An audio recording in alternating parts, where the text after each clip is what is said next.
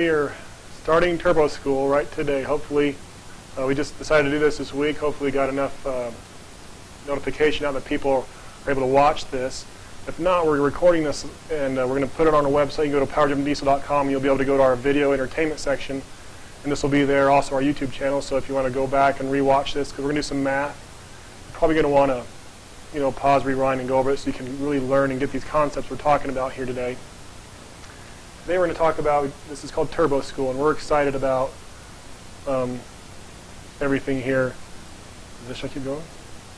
And so, anyway, the Turbo School, the great thing about these turbo diesels is that they all come with turbochargers, and that's one of my subjects. When I first got into turbo diesels years ago, I've loved turbos for my whole life. I'm a power junkie, and turbochargers are the ultimate power adder, so I've always been into turbochargers.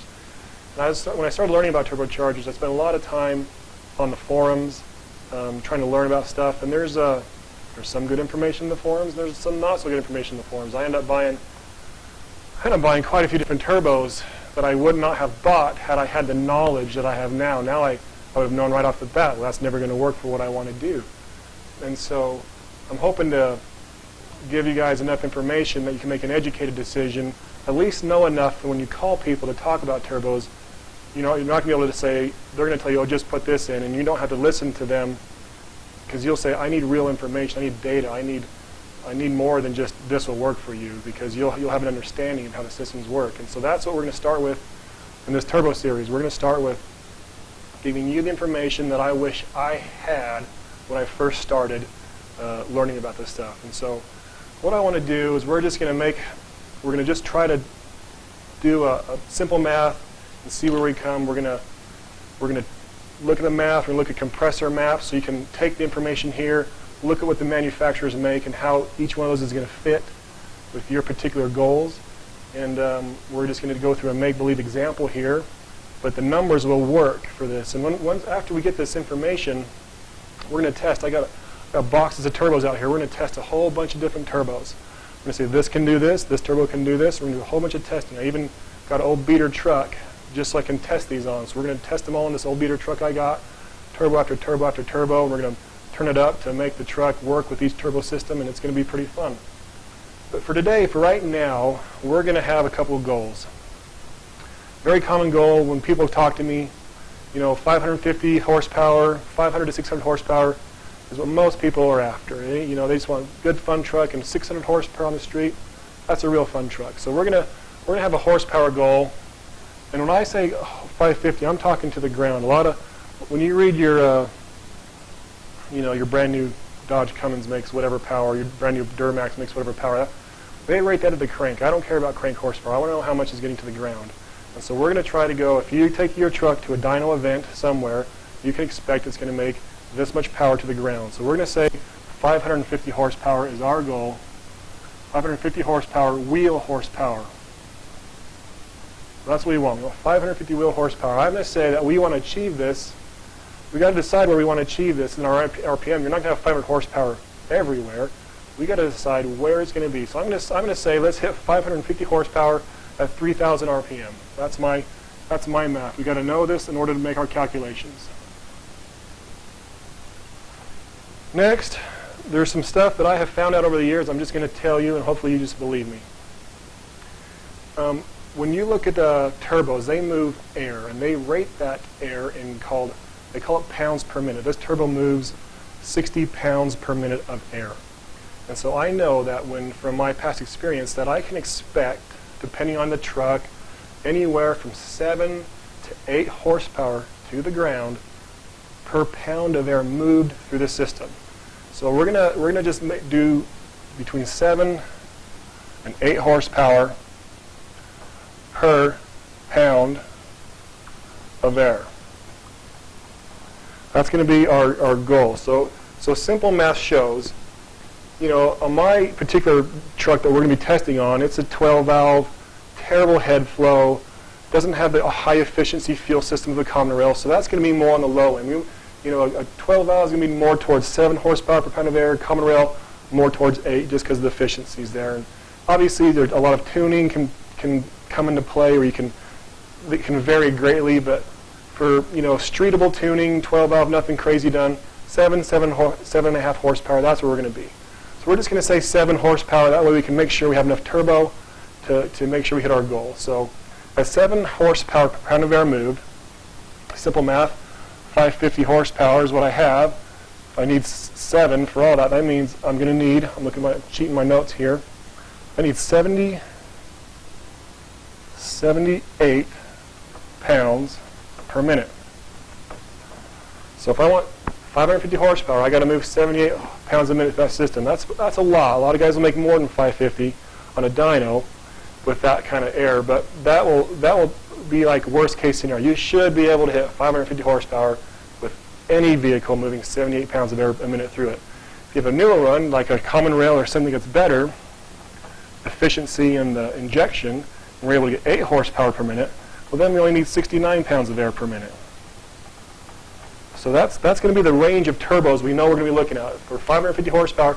Now this number is it does not matter 3,000 RPM. This is how much power air we need through the system. We can make that happen at 3,000, 2,000, 5,000, depends on our engine size, how much boost we're going to run. But we're going to figure all that out for the 12 valve Cummins.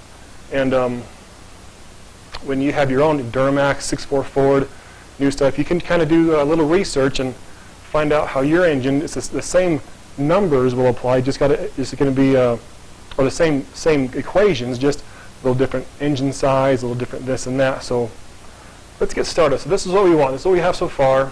This is our goals. Now we're gonna start doing a little bit of math here. Start doing a little bit of calculations to figure out how we're going to make this work.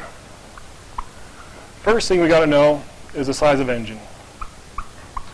With my particular beater truck we bought for all these tests, we're going to use the 12 valve Cummins, 359 cubic inches. Mine's an old standard bore, so I know that I have 359 cubic inches. That's the size of engine I have to work with. What you got to realize is these engines that we're on, they're all the 4-stroke, 4-cycle engine. That means the cylinder fires every other full revolution. So when you do your math for airflow moved, it's actually half of this.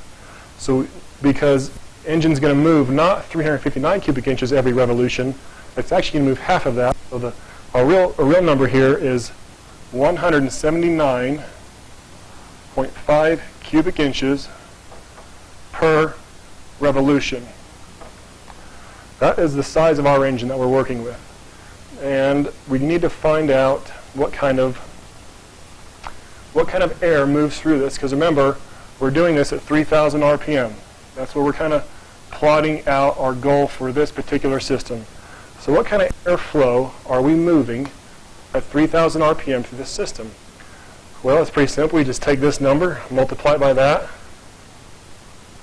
We come up with 538,500 cubic inches per minute.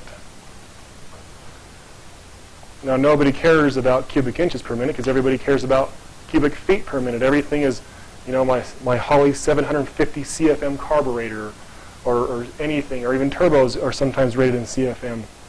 But so this is cubic inches, so we need to do some conversions here, and I'll just tell you. You can look it up, but there's 1,728 cubic inches per cubic foot. So we're going to just divide this guy here. My pen's kind of going bad here. I need a different pen. And divide this guy, and that's going to give us 311.63. So when our engine is spinning at 3,000 RPM, in theory, it should do 311 cubic feet per minute. But it doesn't. It does not move that much because that is a perfect engine. That is 100% volumetric efficiency.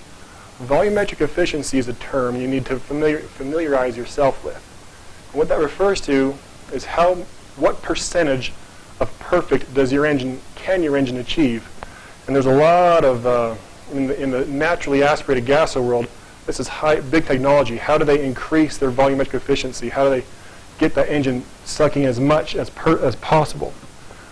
My engine we're using for these tests is a stock 12-valve Cummins, which may be the worst volumetric efficient engine we could possibly use, but it all worked. We can overcome it with boost and intercooling, and we can show you how to do all that.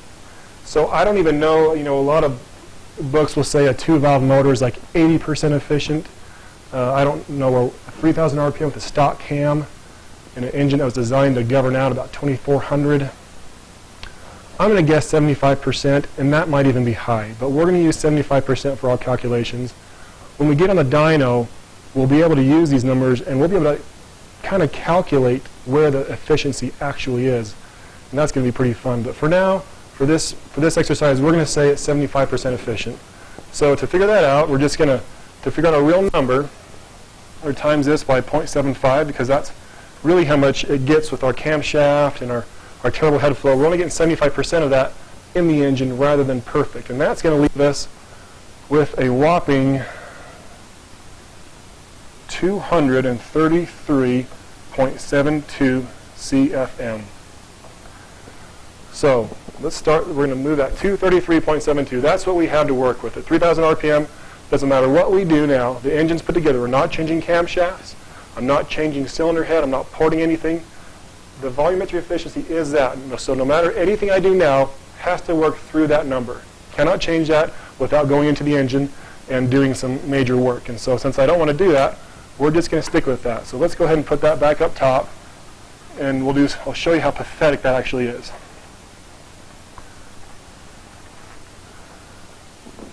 So 233.72 CFM. Now, I'm going to tell you, to convert cubic feet per minute to pounds per minute. Remember, we get 7 to 8 horsepower per pound of air moved. And so we're going to, there's different ways people have done this. And the stuff I'm showing you is a ballpark. If you were to call in and talk to me, we do a lot more detailed stuff. But for this will get you educated enough so we can have intelligent conversation with anybody about turbos.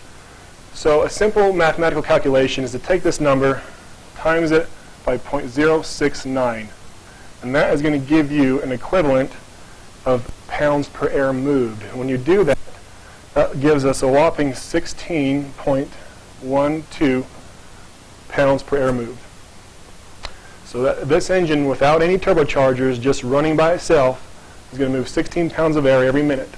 And remember, this is a pretty, not a very high motor, so that's good for, well, what did I figure, 7 or 8, so between 7 and 8 horsepower, we're looking, that's good for like 130 horsepower at the wheels at 3,000 RPM. If we're at 75% efficiency and you have an injection system that works with that, you could expect 130 horsepower at 3,000 RPM with this setup. So not the strongest, most amazing engine setup in the world. We have 130 at 3,000 RPM. Our goal is 550. We've got a lot of work to do to see if we can make it that difference. So we want to make sure if we do it, we're going to do it right. And so let's go there. So what we need to figure out now is where we want to go for turbo maps.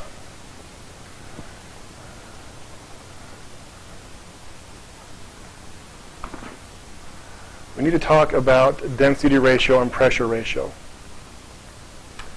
So we know that we want 78 pounds a minute, and how do we get there?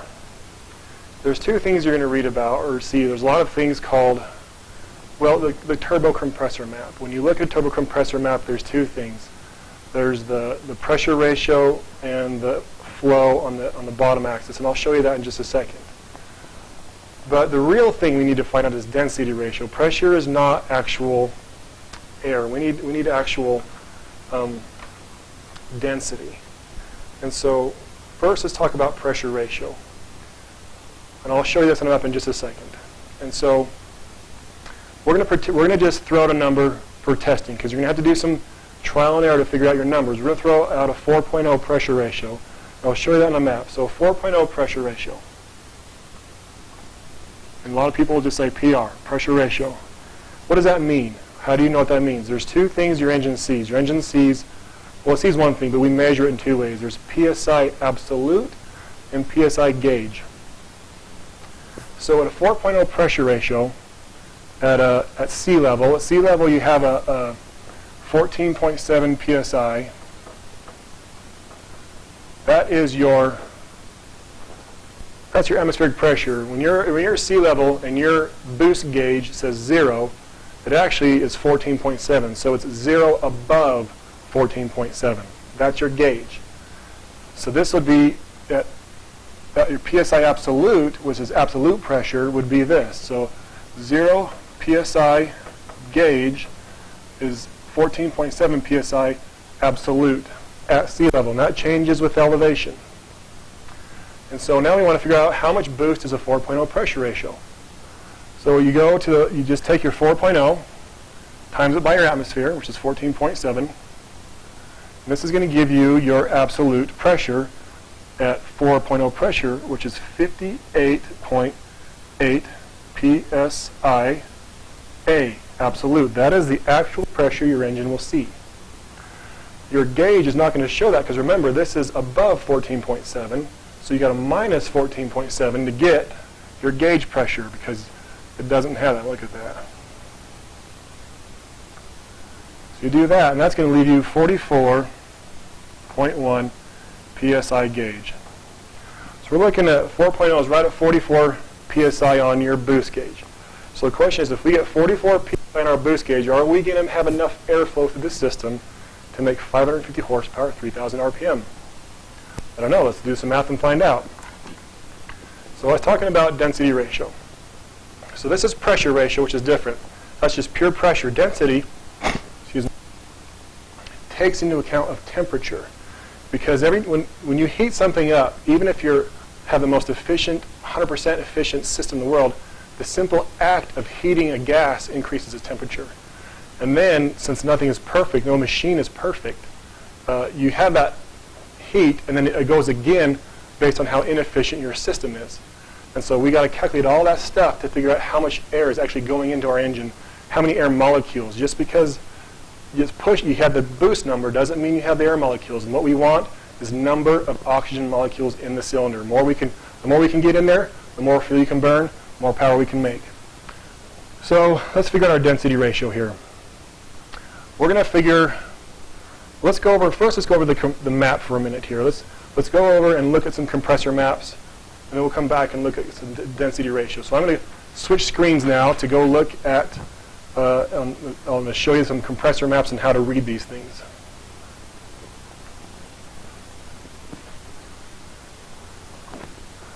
Okay.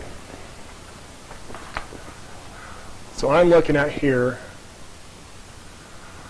Oh, this turbo map I'm looking at on this screen right now. This turbo map is for one of the new. I'm going to do a different one. This is the 63. I want to go to the 62. Let me see where that is. Okay, right here. This is Borg Warner's new SXE 362. These are cool turbos. We've sold a lot of these things. A lot of guys are real happy with the spool up. They have that real great 68 millimeter turbine wheel. This is very street friendly, and they have. Get this thing bigger here for us. They have a billet compressor wheel, the FMW billet compressor wheel. They also are really cool in that they have a 360 thrust bearing standard, which is a nice upgrade, and they've improved the oiling on these. I really like these turbos. Had real good luck with these things. And we're going to use this little thing here to kind of show you where we're at. So over here, this is we're talking about pressure ratio. These numbers here are our pressure ratio. Okay, and so that's how much pressure you're going to. So if you want, right here is a 4.0. We just decided this. So 4.0 at sea level. This line right here represents 44 psi on your boost gauge, 58 psi actual pressure to your engine. Down here is the pounds of air moved. This is 510. So this shows you where we're at. So we are going to do a 4.0 pressure ratio on this guy. And we know that we need 69 to 78 pounds a minute. That's where our goal is. So 4.0 pressure ratio right here. we're going to take the middle at 75 pounds a minute because that's right in the middle of our 69 and 78. So we're going to say 75 pounds a minute. We're going to look at this compressor map. This is a new S362. What's really cool about this is when you look at maps, this new 62 flows as much as the old 66. It's just amazing what they've done with these things. So right here at 75 pounds a minute, let's see where we're at here. This guy makes 75 pounds a minute right here. This is the 64%. See these numbers here? We have 78, 76, 74, 72, 70, 66, 64, 62, 60, 58. What these numbers are is how efficiently can this turbo move this air. This is all about heat. So the more you're in here, the less the turbo heats up the air. It's more efficient. As you get out here, the turbo starts making the air hot, much, much hotter. In order to move this amount of air, it's going to come out of that turbo compressor housing a lot hotter than it's going to come out here. And so we need to account for that in our calculations. And that's going to really affect our density ratio. And so this guy will move 75 pounds of air at a 4.0 pressure ratio, or 75 pounds of air at 44 psi, at an efficiency of about 64%. So we're going to go back in a second here at 64%. Before I go back, though, let's look at a few other maps. This is kind of funny to me, what they do here. So this is the 62. This next one we're looking at here is a 63. And so you'll notice on this 63, it looks like it moves a lot more, right? You'll notice that the map goes clear out to here. The other one's a 75. This one's clear out to almost to 80. But when you're comparing turbo maps, it's very important you compare the actual islands. You'll notice the 62, they only took out to a 62. They kept on testing this one out to 60, a 58, a 56. So they tested this a lot further on the efficiency islands to make it look as though it flows a lot more.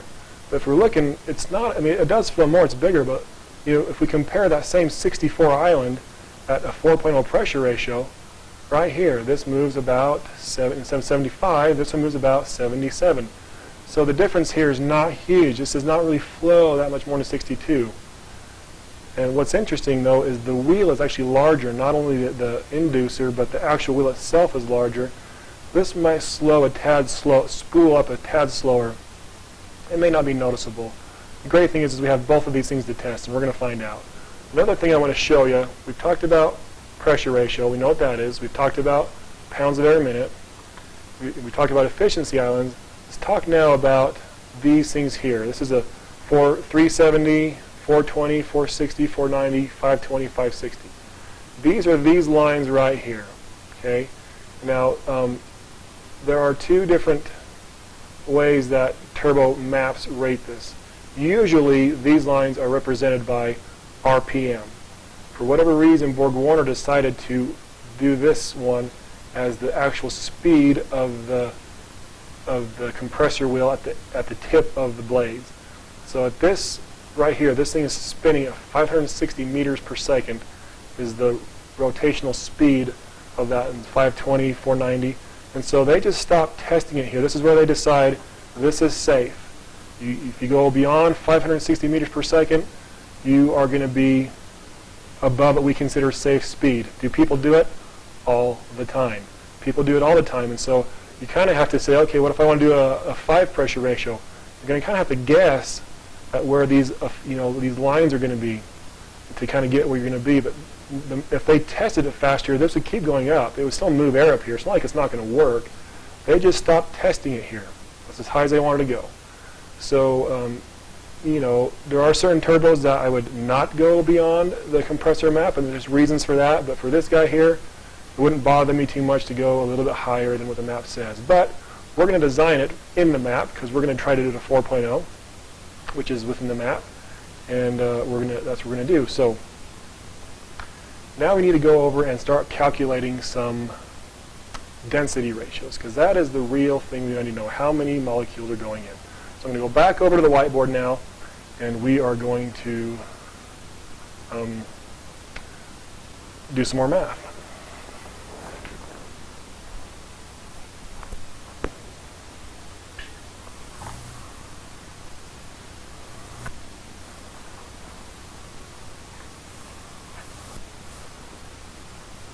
Okay, here we are.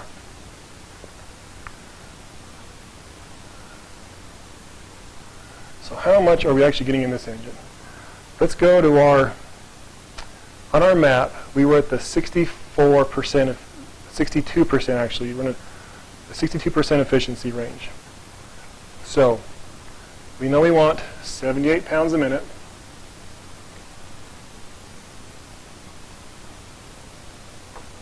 And our compressor efficiency that we saw in those efficiency islands is 62%. So we take our pressure ratio, which is 4.0. If everything was 100% perfect, and there wasn't any heating of the air, our density ratio and our pressure ratio would be the same. But we know because of this, it's going to be actually a lot less. So we're just going to take that and multiply it by the efficiency. And so we can times that by 0.62 efficiency. And that's going to give us a density ratio of 2.48. And that's going to take into account everything, the heating of the gas and everything. So this is quite a bit less than this. 4.0, you think, oh, cool, it's cool.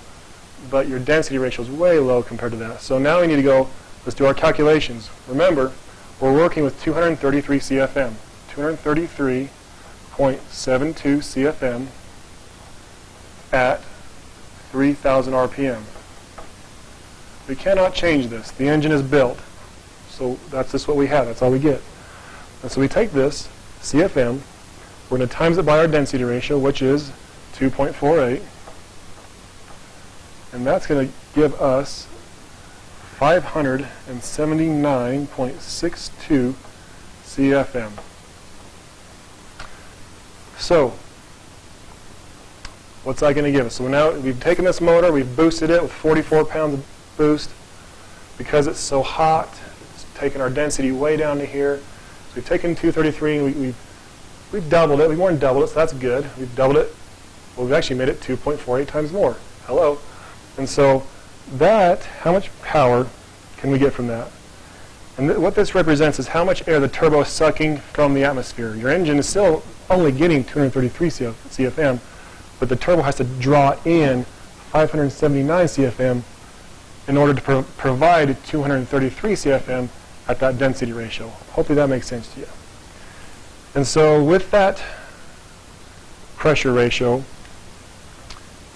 we can now go ahead and do our multiplication, which I didn't do. We'll get there in a minute. Just trust me, that's not very much. And so now, this is not going to get us anywhere near 550 horsepower. If we times this by 0.069, let me go do that calculation real fast. Hold on.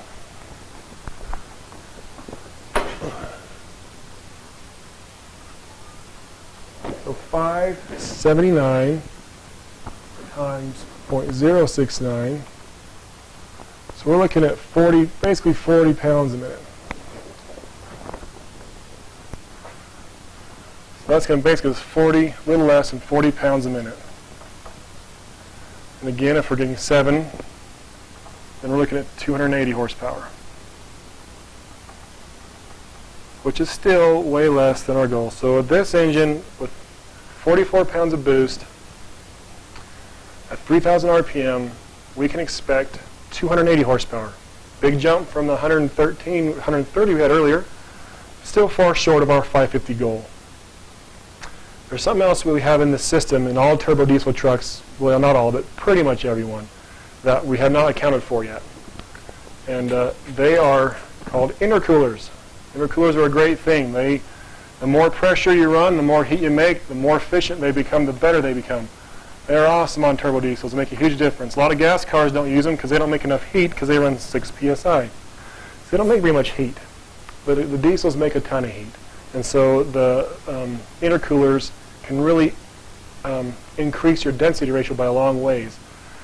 And on a stock intercooler, I'll just tell you this. I mean, I've done the calculations, not needed for now.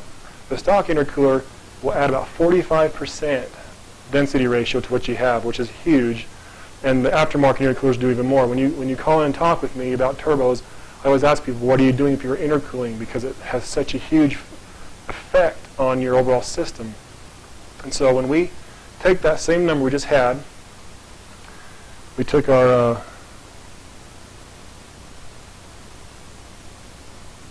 where are we here?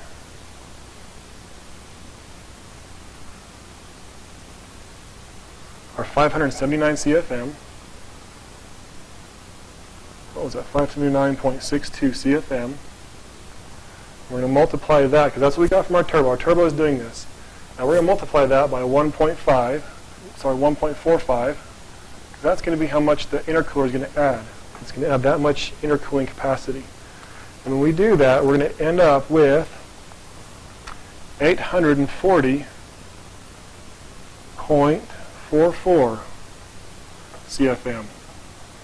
So that's a fair bit better now than 233 we started out with. So that, I mean, look how much this increased. We almost got 300 CFM just from an intercooler. I mean, there's no compression there. It's just simply taking that heat out, compresses those molecules together, and we get a whole bunch more flow.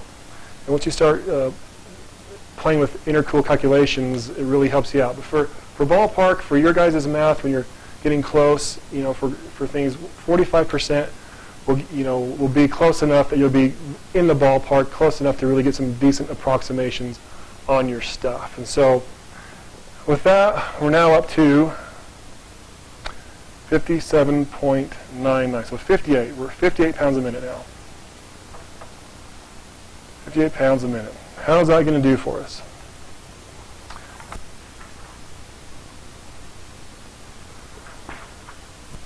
Well, I have to do some math here. So 58 times 7. So that's, I'm terrible at math.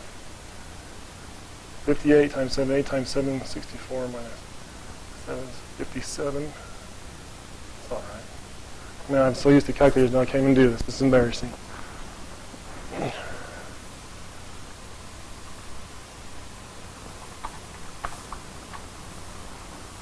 There we go. 56. Hello.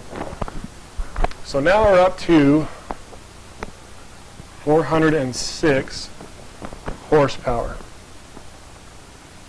Well, we're not quite there. We're not going to be able to. So if we have a more efficient one, if we're doing 8 horsepower here, let's say we have the, well, no, we're going to stick with 7 because we're doing 12 out here. So we were looking at 406 horsepower at 3,000 RPM to the ground with intercooling, and it's going to take, that's where we're going to be at with this turbo. So we need to find a way to get more. And so you guys have that now. If you go back to the math, you know, we got to find a way. We got to change something. If we want 550 horsepower, we're going to have to change a variable. Either we're going to need more RPM, so it'll move more air, or we need to increase our boost. And so that's where we're going to end today. Is you're going to have a homework assignment. Is go back over this video. It's on our website. This is school, so you got to figure some crap out.